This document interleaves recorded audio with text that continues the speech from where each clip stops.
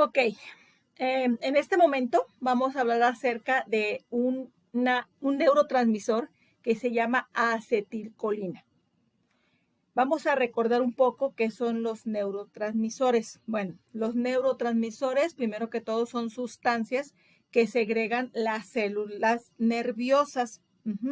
Estos neurotransmisores tienen la habilidad o la capacidad de afectar a otra célula de una manera corta, pero también sostenida.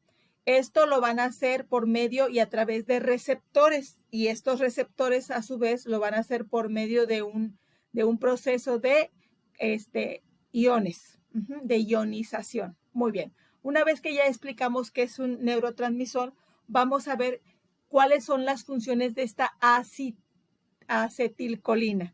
Muy bien. Primero que todo, la acetilcolina controla la contracción y relajación de los músculos. Interviene en la percepción del dolor, los ciclos del sueño, del aprendizaje y de la consolidación de los recuerdos. Es decir, la acetilcolina nos afecta desde una manera muscular, así como también en la cognición o a nivel cerebral, puesto que los últimos procesos de los que hablamos pues tienen que ver con la cognición o los procesos del cerebro. Muy bien, continuamos. Ahora vamos a hacer 3 interrogantes. La primera, ¿en dónde se encuentran las neuronas que segregan? Perfecto, que las segregan, perdón. Estas se encuentran en células piramidales grandes de la corteza motora, como son, por ejemplo, también los ganglios basales, como son las motoneuronas que inervan los músculos esqueléticos, los preganglionares del sistema autónomo, del parasimpático y del simpático. Bien, ahora, ¿qué tipo de efecto sufre la acetilcolina? Bueno, uno de los procesos es el excitatorio. Sin embargo, se sabe también que ejerce acciones inhibidoras en algunas terminaciones nerviosas, parasimpáticas periféricas, en la inhibición del corazón a cargo de los nervios vagos. Pero vamos a ver algo muy interesante aquí, o al menos a mí se me hizo muy interesante. ¿Qué es un efecto excitador y qué es un efecto inhibidor? Como dijimos hace un rato, los neurotransmisores trabajan a través de procesos iónicos. Entonces, si estamos hablando de procesos iónicos, quiere decir que un efecto excitador va a tener que ver con iones. Un efecto inhibidor también va a tener que ver con los iones. Entonces, vamos a ver cuáles son estas explicaciones. ¿Cuál es un efecto excitador y cuál es un efecto inhibidor? Antes de pasar a la siguiente parte de esta explicación. Bien, diremos que, ¿qué es un efecto excitador? Bueno, es la estimulación de canales. Hablamos que había unos receptores en estas células nerviosas. Entonces, es una estimulación de canales iónicos que permiten la entrada de sodio. Eso es lo interesante de esto, ¿no? Que aquí interviene el sodio. En la cuestión excitadora interviene el sodio. De la neurona, es decir, aumenta la propensión de que una neurona dispare un potencial de acción. Es decir, como nos explicó usted, profesor, el mensaje no se queda ahí varado, sino que continúa, sigue, ¿sí? De ahí que sea excitador, es decir, lo promueve, lo motiva.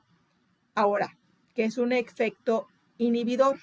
Bueno, dice, cuando tanto transmisor como receptor tienen cargas negativas, no hay algo que se llama despolarización, es decir, se detiene el mensaje. Sí, eso fue algo que me impactó mucho. El mensaje ya no pasa, es decir, si hablamos de dolor, en este caso, el dolor ya no continúa. Entonces, se crea una hiperpolarización. Entonces, cuando hay despolarización, estamos hablando, por ende, de una hiperpolarización. ¿Quién lo lleva a efecto? Pues el cloro. ¿Por qué? Porque estamos hablando de cationes, es decir, hay una carga negativa, este trae carga negativa, hay un rompimiento, es decir, se inhibe, ya no pasa, ya no sigue ese mensaje, en este caso, de dolor. Ok, una vez que ya entendimos qué es el excitador y qué es el inhibidor, vamos a ver otra parte de esta explicación. ¿Sale? Entonces dice, ¿cuáles son sus principales receptores? Ahora sí, ya entendemos por qué son principales receptores, es decir, los que están, como su nombre lo dice, recibiendo ese mensaje. Primero, tenemos que son los muscarínicos. Si son de tipo M1, M3 y M5, son excitadores de la vigilia, es decir, nos tienen aquí, ¿verdad?, activos en la cuestión despierta, ¿sí? La conciencia, la consolidación de la memoria. Entonces, estos mensajes, pues hay una buena cognición, ¿no? O una buena situación de memoria y de conciencia y de estar despiertos, el aquí y el ahora. Si estamos hablando de que tienen M2 y M4, entonces estamos hablando de inhibir, ¿sí? Es decir, del autorreceptor, heteroreceptor y disminuye la liberación de la neurona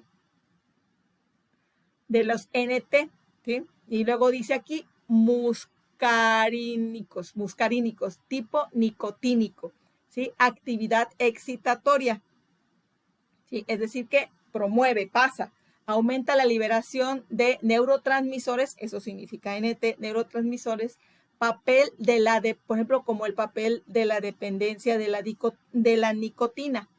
Entonces, este neurotransmisor llamado acetilcolina, pues tiene una función muy importante dentro de lo que son nuestros procesos de poder dormir, de poder memorizar y retener aquello que tenemos que aprendernos, como en este caso la escuela, y esta acetilcolina se ve afectada cuando nosotros nos desvelamos o cuando nosotros no tenemos una buena alimentación también. Y pues por mi parte es todo en cuanto a la explicación de la acetilcolina. Muchas gracias.